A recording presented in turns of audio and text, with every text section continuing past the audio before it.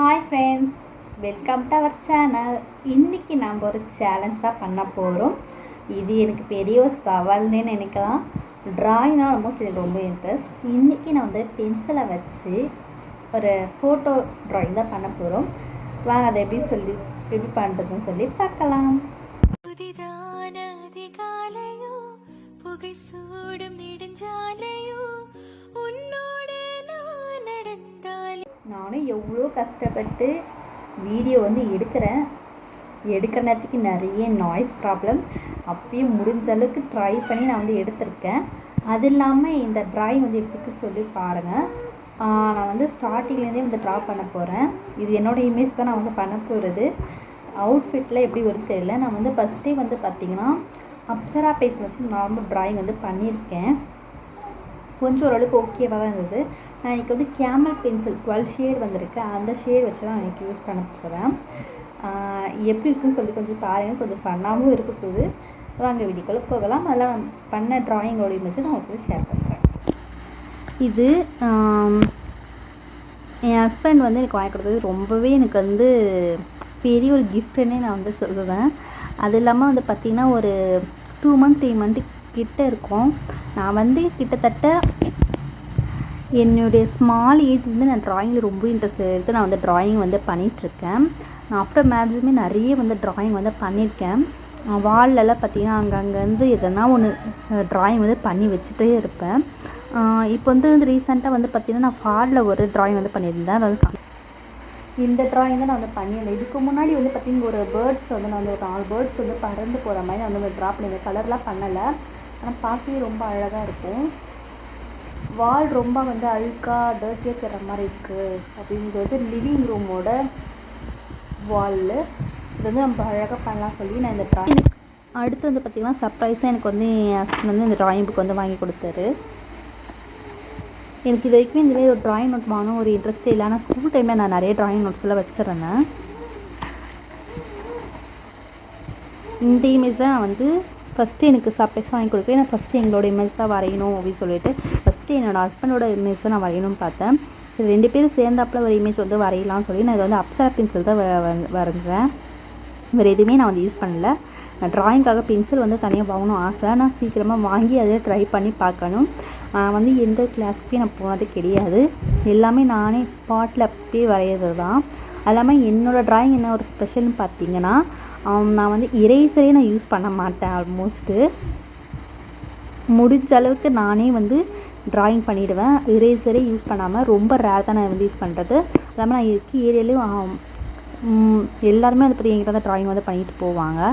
அது இல்லாமல் ஸ்கூல் டைம்லேயும் வந்து பார்த்திங்கன்னா ரெக்கார்ட் நோட்ஸ் எல்லாம் வந்து பார்த்திங்கன்னா என் ஃப்ரெண்ட்ஸ் ஒரு 10 மெம்பர்ஸ் கிட்ட இருப்போம். நாங்கள் ஒரு பெரிய கேங் படி அதில் எல்லாருக்குமே நான் தான் அந்த ட்ராயிங் வந்து பண்ணி கொடுப்பேன். என்னோடய ட்ராயிங்ஸை நான் தான் பண்ணுவேன். எனக்கு அப்புறம் வந்து பார்த்திங்கன்னா ஒரு 9th 10th ஸ்டாண்டர்ட் படிக்கும்போது எனக்கு ரொம்ப இன்ட்ரெஸ்ட் வந்து வந்துச்சு. ஸ்மால் ஏஜில் வந்து பார்த்திங்கன்னா நான் வந்து ஸ்கூல் வந்து ஜாயின் பண்ணியிருக்கேன் ட்ராயிங் காம்படிஷன்லாம். ஆனால் ஃபஸ்ட்டு ப்ரைஸ் எனக்குமே எடுத்தது கிடையாது. 2nd 3rd தான். நான் வந்து ஜெயிக்கிறோமோ இல்லையோ அதெல்லாம் நான் யோசிக்க மாட்டேன். எக்ஸாம்பிளுக்கு நான் வந்து ஃபஸ்ட்டு வந்து நான் வந்து கலந்துக்கிட்டு அப்புறமா 2nd 3rd நம்ம அப்புறம் பார்த்துக்கலாம் அப்படின்னு சொல்லி அதை விட்டுடுவேன்.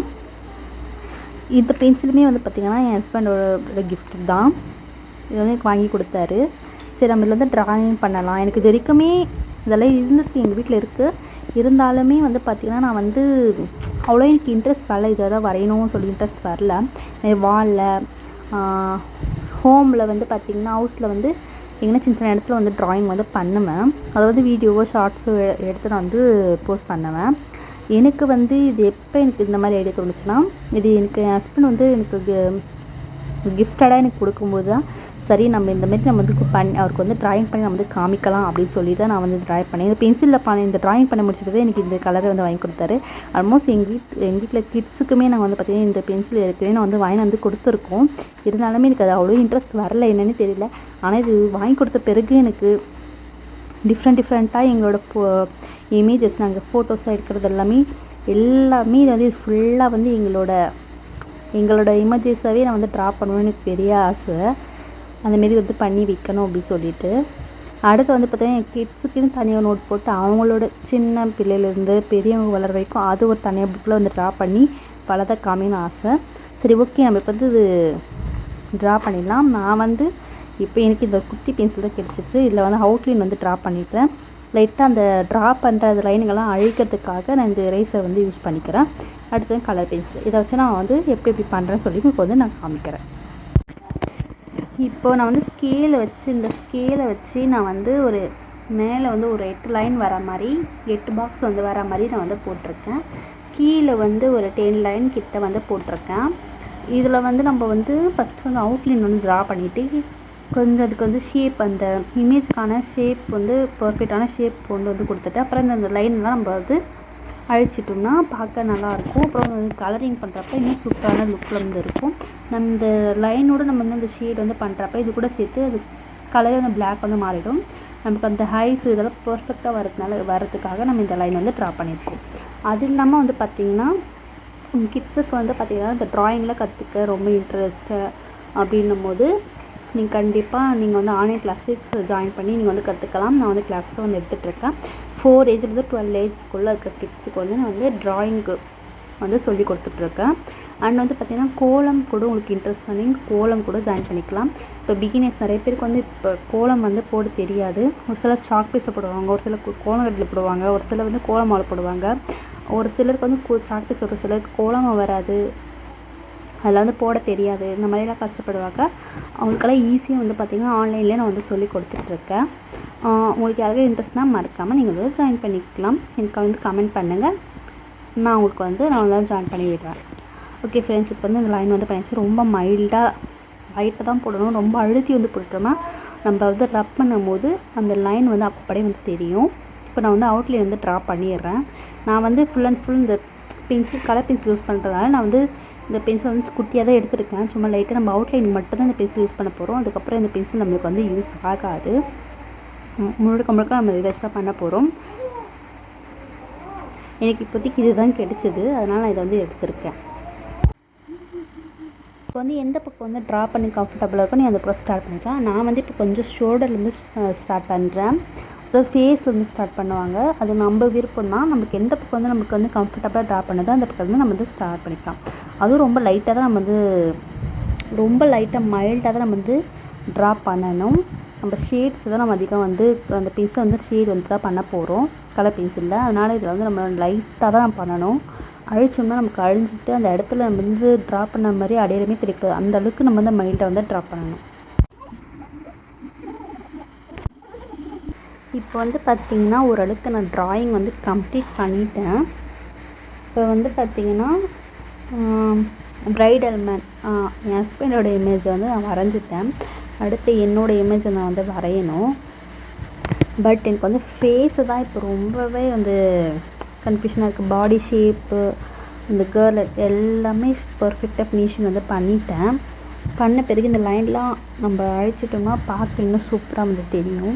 பட் இந்த ஐப்ரோ, ஐஸு, நோஸ், மவுத்துக்கு தான் ரொம்ப கஷ்டமாக இருக்குது. நான் அழிச்சு வந்து ட்ரா பண்ணிகிட்ருக்கேன்.